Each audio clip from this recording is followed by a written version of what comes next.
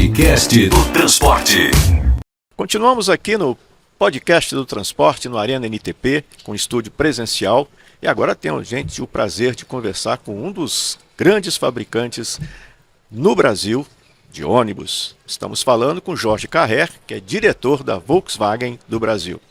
Jorge, o que você sentiu aqui neste Arena NTP 2025, tanto em termos de clientes que você tem, que a empresa cativa há muitos anos, pessoal já que tem uma certa fidelização com a Volks, como também até fornecedores de toda essa cadeia produtiva, e já pensando um pouco no mercado para 2026, onde a gente sabe que vamos ter um grande evento, que é o evento mais importante na América Latina do segmento, que é a Latibus.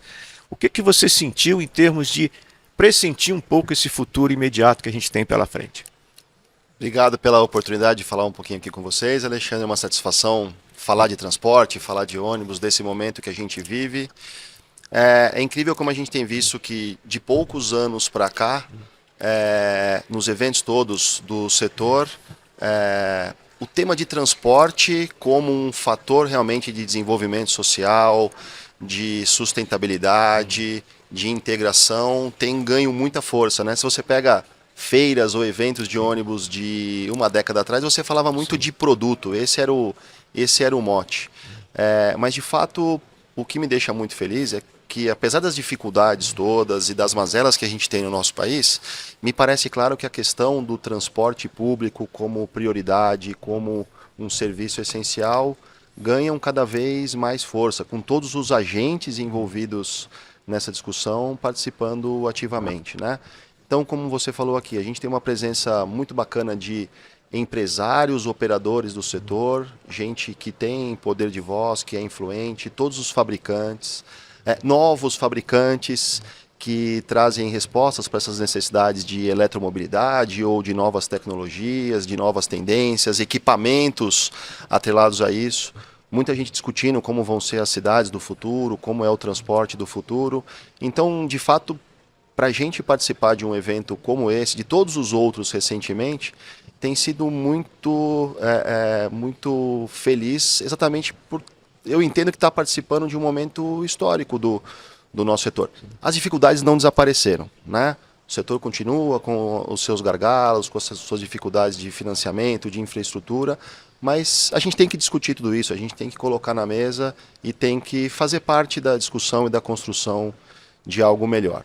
Falando de mercado,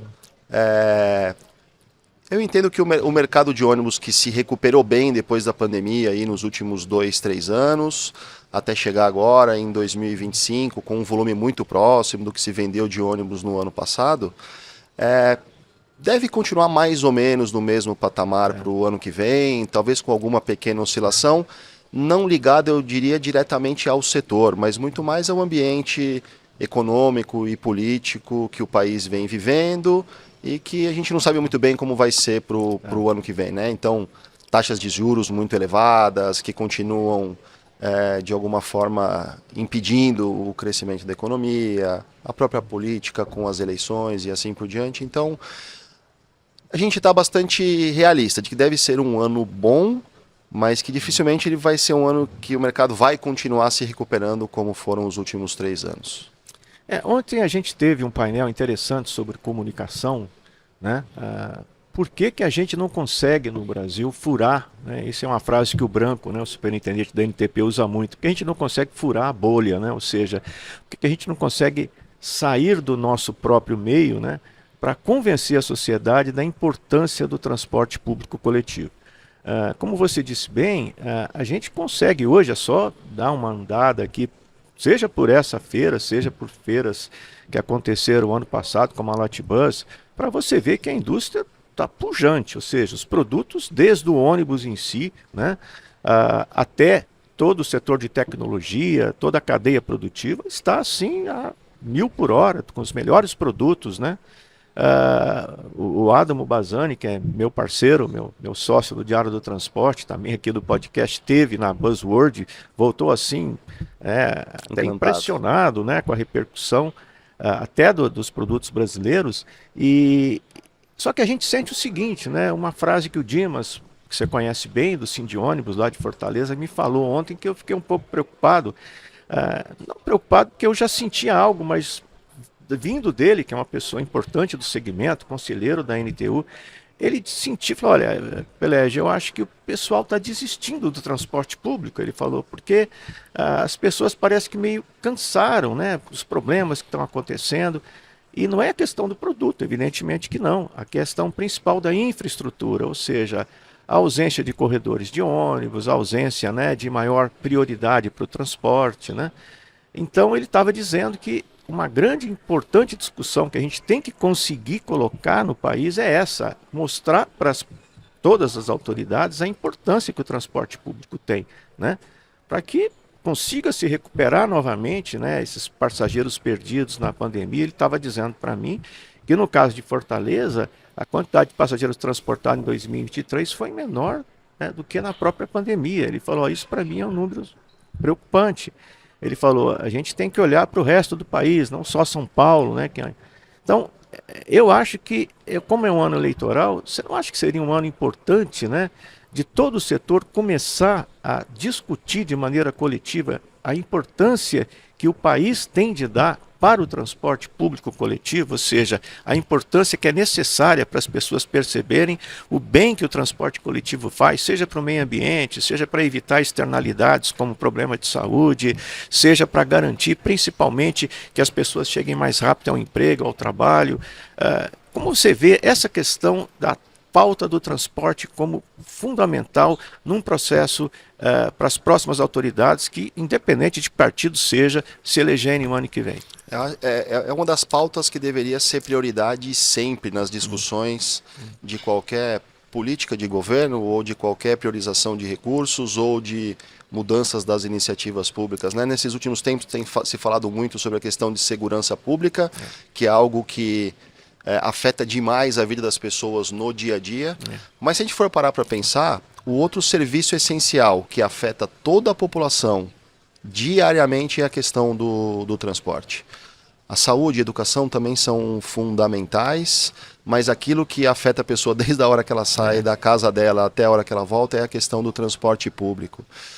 E talvez o que o transporte tenha vivido foi que, pela sua própria incapacidade de conseguir se manter com um nível de atendimento à população que foi naturalmente evoluindo e se ampliando ao longo do tempo, conforme a sociedade vai se desenvolvendo, abriu espaço para que outros modais, alternativas ou o que quer que seja, ocupassem um espaço que agora é muito difícil de reocupar, né?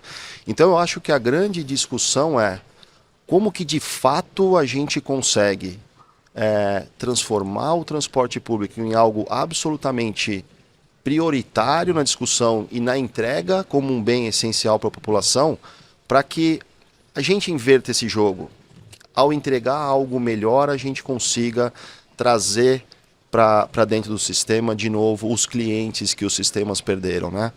E eu acho que a discussão com o poder público, ou de como trazer isso à tona, principalmente num momento muito importante, às vésperas de uma das eleições mais relevantes que a gente vai ter na nossa história, eu acho que passa por nós, que, como você falou, tem muita gente aqui que vive isso dia a dia, que tem voz, e que eu acho que tem que buscar todos os canais possíveis, todas as suas representações, para conseguir ampliar esse debate não só para dentro do nosso mundo, mas de fato para a população entender o quanto ela pode ganhar, obviamente, com o transporte de qualidade, que permite ela ter uma melhor qualidade de vida em todos os aspectos, como você falou, de saúde, do dia a dia, de segurança e assim por diante, para que as autoridades de fato deem a devida importância e relevância para esse item. Afeta a população o dia todo, todos os dias, mas não consegue ter a mesma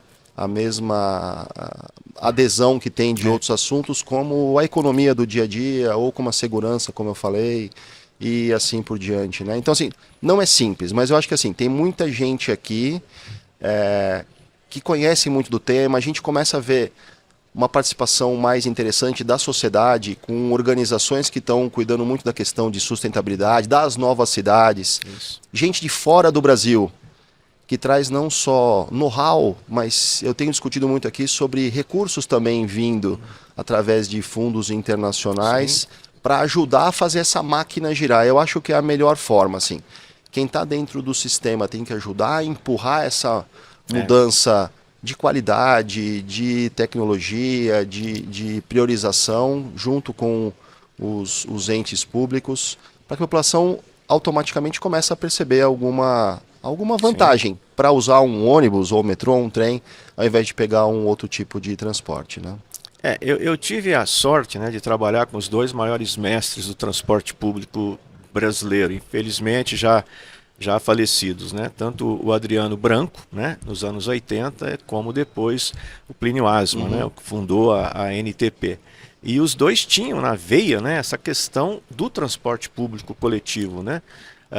A importância de se dar prevalência para isso, né? E o Plínio, principalmente, inclusive, ele criou a NTP para que o padrão de qualidade que o metrô tinha inaugurado no Brasil se espraiasse, né, para os outros modos de transporte, principalmente o modo ônibus, né? E essa foi a bandeira, né, que impregnou aí a NTPs desde o começo e até hoje está aí presente, pulsante, né? E eu lembro que o Adriano falava algo muito importante nessa direção, que ele dizia o seguinte, né? A gente precisou enfiar as pessoas debaixo da terra porque nós tivemos que ocupar as ruas e avenidas da cidade com carros, né? Não que ele era contra o metrô, antes muito pelo contrário, o Adriano sempre foi um grande defensor do transporte de grandes massas, né? Ele dizia que tem espaço para todo mundo, né? E hoje em dia tem espaço inclusive para os aplicativos de transporte, né? Claro que o transporte individual, eu não estou me referindo à motocicleta, que é um problema muito mais complexo. O Instituto de Engenharia está aí para mostrar a dificuldade que isso pode causar, né, para a questão da saúde pública e tal. Mas a grande questão é as pessoas terem oportunidade de escolher. Mas se você tem na escolha um serviço que não te atende, você não tem muito o que escolher. Você vai naquele que é mais rápido, que resolve o teu problema pessoal, né? Então, eu acho que a grande bandeira agora, a grande preocupação é essa. E você disse bem, né? O setor está preparado para o que precisar, né? Precisa de ônibus menores para fazer um transporte sob demanda? A Volkswagen tem modelos assim. Mas tem que ser elétrico. A Volkswagen tem. Ou seja, eu acho que no instante em que essas empresas começam a mostrar a importância disso, o setor começa, inclusive, a reivindicar e a demandar. E, pulando um pouco para o transporte rodoviário, eu sou muito amigo, a minha dileta amiga, você também gosta muito dela, Letícia Pineschi, né, que é porta-voz da ABRAT, e ela estava mostrando para mim como a aprovação do marco legal, né, para o transporte rodoviário da NTT produziu um impacto muito legal de investimento das empresas na recuperação, na renovação de frotas, com ônibus mais confortáveis, com ônibus double-decker, leito-cama, né, para inclusive captar esse passageiro de viagens interestaduais e até dar uma alternativa ao transporte aéreo. Então, a gente percebe que no instante que você consegue sinalizar para o setor que vai ter uma condição melhor de segurança jurídica e tal, o mercado reage rapidamente. E, evidentemente, os fabricantes estão prontos para entregar o que for preciso. Perfeitamente. Você não acha que o marco legal do transporte público urbano, que é um dos temas principais aqui esse ano, foi o ano passado na Latibus, foi o ano retrasado na Arena NTP, foi também no evento da NTU, né? Já não está muito na hora de sair esse marco regulatório justamente para dar esse impacto que a NTT conseguiu produzir no mercado rodoviário? Sim, está mais do que na hora, porque até para deixar muito claro, né? Não é que o serviço de transporte público por ônibus que a população recebe não é da melhor qualidade possível por conta dos operadores ou dos empresários não quererem oferecer algo melhor. Eles também são alguém tentando buscar os clientes deles e concorrendo, como você falou, com outros modais e outras escolhas que os clientes têm hoje em dia. Mas a questão da incerteza, a questão da insegurança jurídica, as questões todas que tiram essa confiança do empresário, né, em fazer de fato os investimentos que são grandes e que são de longo prazo, são um dos fatores que fazem com que esse círculo vicioso não seja quebrado, né? a gente tem que oferecer um serviço de melhor qualidade para que a população cada vez tenha mais adesão a ele.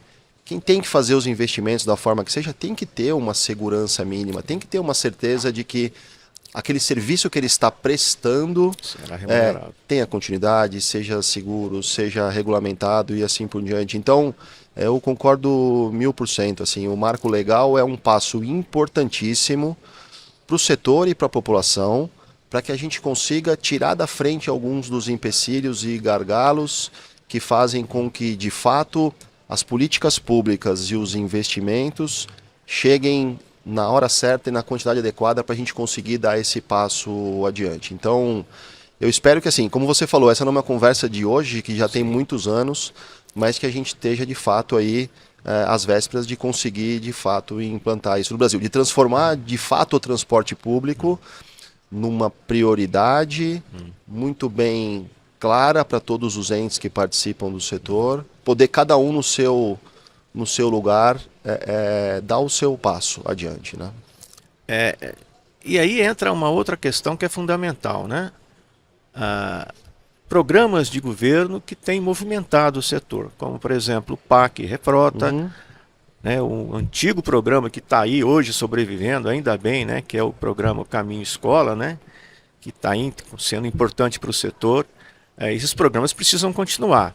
Mas eu assisti uma mesa que os vários fabricantes fizeram no evento da NTU, onde se colocou um pouco essa questão. O Brasil é um país continental, um país importante, não se pode discutir só um tipo de tecnologia, né, de matriz, né?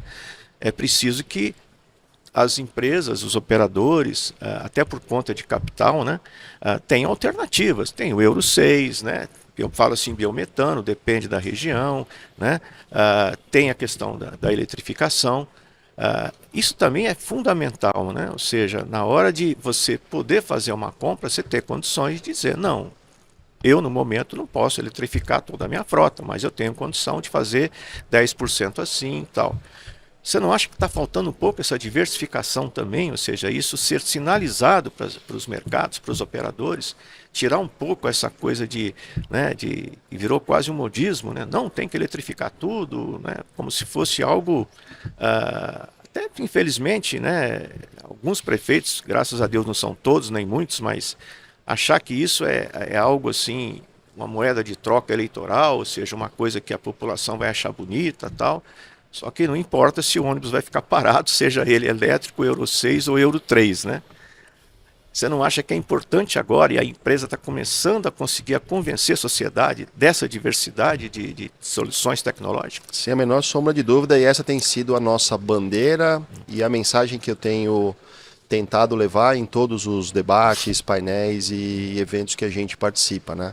A eletromobilidade tem um papel fundamental no desenvolvimento do transporte, na melhoria da qualidade do sistema, nas questões de sustentabilidade e assim por diante. Mas quando você pensa num país como o Brasil, que tem uma frota de uma forma geral, com 15 anos de idade, você tem que buscar a melhor solução dentro das características de um país continental e pobre, quando você trata de transporte público, para que você consiga, ao menos, dar um passo de cada vez. Exato. E a gente vê isso de forma muito clara. Assim, o debate da eletromobilidade parece que tem dominado esses últimos tempos. Mas quem de fato tem conseguido implementar em larga escala projetos de eletromobilidade no Brasil? Só São Paulo. Né? Tirando o que está sendo feito aqui e que está muito atrasado em relação ao que seria o plano original, mas ninguém tem conseguido fazer grandes mudanças na adesão de tecnologia. Vai ter licitação agora, eles vão ainda começar a fazer teste. Claro, porque a implantação da eletromobilidade depende, antes de qualquer outra coisa, de dois fatores primordiais. Uma é financiamento, porque é um sistema caro, então você tem que pensar isso a longo prazo. E o segundo é o planejamento de todo o ecossistema, da infraestrutura e assim por diante. E infelizmente, como uma característica do Brasil, não se pensam muito as coisas a longo prazo, não se faz planejamento de longo prazo, e eletromobilidade não tem como funcionar se não for assim. Então, eu sou um ferrenho defensor de que a gente tem que buscar o melhor custo-benefício daquilo que está disponível hoje no mercado. Vou pegar de novo o exemplo de São Paulo. Às vésperas do mercado inteiro lançar uma linha toda nova de ônibus Euro 6 lá em janeiro de 2023, a prefeitura impediu, Exato. meses antes, a entrada de veículos a diesel na cidade. Resultado, depois de 3 anos, a gente tem uma frota mais velha, com veículos vencidos no sistema, que já poderiam ter sido substituídos por carros a diesel, que são muito menos poluentes do que um veículo de 10 ou 15 anos atrás. Então, esse conceito tem que ser muito ainda utilizado. E quando eu falo de Euro 6, é porque é uma coisa que já está disponível e... Sim. Mas outras fontes de energia também. Algumas regiões do Brasil teriam um potencial enorme de usar o gás ou o biometano como uma fonte de energia. A gente tem, como país que a gente é super forte na agricultura, desenvolver um diesel verde. Isso. Não sei, quem sabe o etanol. Mas assim, o Brasil é o país que tem mais condições no mundo de ter uma matriz super diversa de energia. E eu acho que talvez esse domínio da discussão da eletricidade tenha impedido a gente de usar melhor todo esse potencial e de avançar nessa melhoria da qualidade do transporte. Então, eu reforço, o elétrico tem o seu papel, tem o seu lugar, mas ele é caro, ele depende de investimento, ele depende de infraestrutura, ele depende de planejamento de longo prazo. Então, nesse meio tempo, a gente deveria tirar proveito das tecnologias que já estão disponíveis e que são mais baratas, para a gente conseguir melhorar, sim, a qualidade do ar, do meio ambiente das grandes cidades e assim por diante, sem andar para trás de forma alguma. Mas você tocou num ponto muito importante, né? Do uso político, da questão de algo que tem, sim, um apelo muito grande, como os ônibus elétricos, e que acontece, mas que eu acho que acaba atrapalhando um pouquinho o desenvolvimento e a melhoria do setor. Eu tive a oportunidade de, eu estou, graças a Deus, questões pessoais, eu estou sempre viajando, então conheço bem o sistema de Londres, conheço bem o sistema de Lisboa, e é curioso que lá, uma frota de 8, 9 mil ônibus em Londres, apenas 1.000 são elétricos. Londres, que começou o processo de eletrificação muito tempo atrás. Mas você percebe que quem anda de ônibus lá não está preocupado se é elétrico, se é diesel, até porque a política ambiental não está olhando só para o ônibus, está olhando para a zona de congestionamento, para a zona também que impede os carros que são velhos que circulem. Perfeito. Ou seja, lá eles criam toda uma política de estímulo à bicicleta, estímulo à pedestre. Em Lisboa teve essa grande questão da licitação, onde eles exigiram que cada empresa deveria ter pelo menos 5% de uma modalidade sustentável. Podia escolher tanto a gás, a empresa que circula em Lisboa tem ônibus a gás, mas a grande maioria continua sendo Euro 6, e agora aos poucos, e lá tem financiamento Claro. da União Europeia e tal. Parece que a gente, como você falou, nos falta essa palavra, que ela não é palavrinha, ela é longa, mas é uma palavra só, que é planejamento. Então, mas eu acho que é aquela coisa de martela, que uma hora a gente consegue quebrar. Na minha visão, o passageiro, ou o cliente, ou o usuário, ele não vai andar mais de ônibus por ele ser elétrico, Exato. ou ele ser a diesel, ou ele ser de qualquer outra tecnologia. Ele vai andar mais de ônibus se ele tiver num ônibus razoavelmente novo, com ar-condicionado, com conforto, que não tenha superlotação, Que chegue que rápido, passe com regularidade, exato. que tenha prioridade no trânsito, que seja seguro e assim por diante. Se isso acontecer, mais pessoas andariam de ônibus. E uma coisa puxa a outra.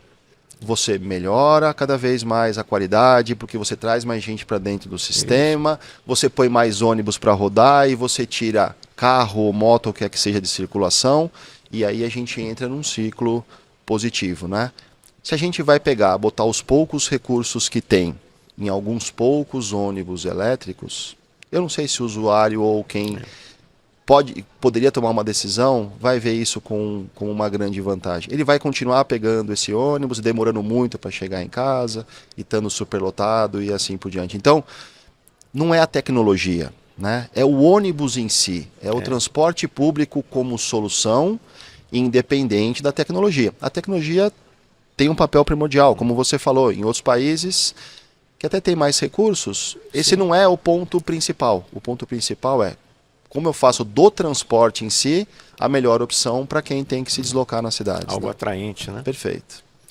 Só para encerrar, então, nunca esqueça uma reunião que a gente teve, o Plínio, né, estava fazendo o processo de gestão para começar a criar o processo, né, de concessão das estradas, né? E as pessoas se esquecem disso, o pessoal fala em Plínio Metrô, mas se esquece que foi o Plínio que criou o plano, né, de concessão, começando pela Anhanguera Bandeirantes e o eixo Imigrantes Anchieta. E essa discussão, não, isso é aquilo, aí o Plínio vira e fala assim, senhores, o bom é inimigo do ótimo. Levantou e saiu, ou seja, mesma coisa, o bom é inimigo do ótimo, não tem elétrico, Euro 6 é melhor, não é? É bom, não é? Então, mas tudo bem, a gente consegue, né, com eventos como esse, com executivos como você, a gente, se Deus quiser, vamos chegar lá. E para provar que não é só discurso, eu convido todos que estão aqui a visitarem o nosso stand aqui na Arena NTP e ver que nós temos lá em exposição o nosso chassi elétrico, o E22L Volksbus, que a gente lançou na Latibus no passado, mas nós também temos um chassi motor dianteiro, a diesel, Euro 6, com câmbio automático, com suspensão pneumática, que é uma forma também de você trazer tecnologia para o sistema, utilizando aquilo que a gente tem disponível no momento. Então você tem hoje um ônibus motor dianteiro a combustão, com câmbio automático, com suspensão pneumática, com ar-condicionado, eu garanto que ele não deixa nada a desejar a nenhum outro tipo de veículo. Então, convido vocês, e você também, Ale, a passar de novo no stand para nos visitar e nos ajudar, né, nesse caminho dessa transformação importante. Mas sempre com o pé no chão. Eu acho que a questão é isso. O bom é inimigo do ótimo, não adianta a gente dar um passo maior que a perna, a gente tem que ser realista num país como o nosso. Obrigado pelo convite. Que é isso, eu que agradeço. Obrigado. Podcast do Transporte.